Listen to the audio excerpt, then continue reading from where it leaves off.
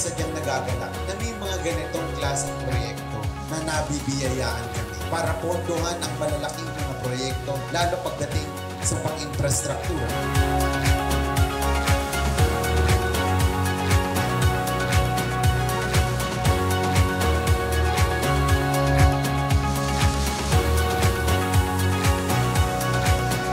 Itong daan po ito, napakalaking tulong talaga sa amin dito sa, hindi lang sa barangay namin, halos sa lahat ng barangay ng Santo Tomas. Dahil itong daan po ito, yan ang mga rice field ng mga karamihan ng mga taga Santo Tomas po.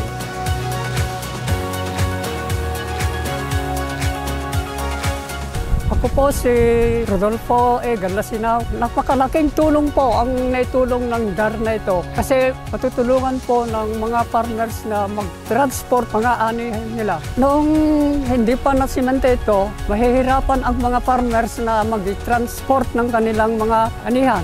Ngayon tapos na po, napakalaking tulong po ito na magamit namin sa mga farmers kasi madaling may transport ang mga palay namin, mga anihin namin.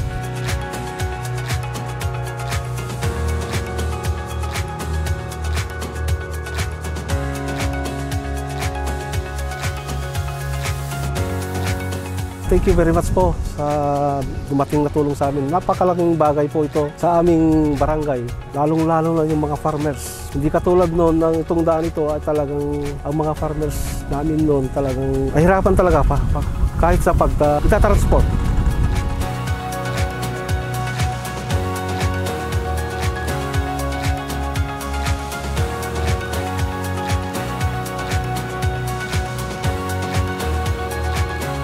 Pasalamat po sa ating Pangulo, Excellency May Ferdinand Marcos, sa kanyang naibigay na tulong at sa si DAR Secretary Estrella po.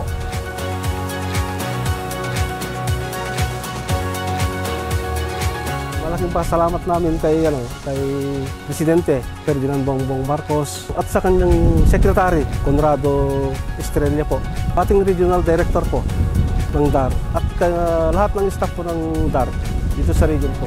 Napakalaking tulong na ibigay sa amin.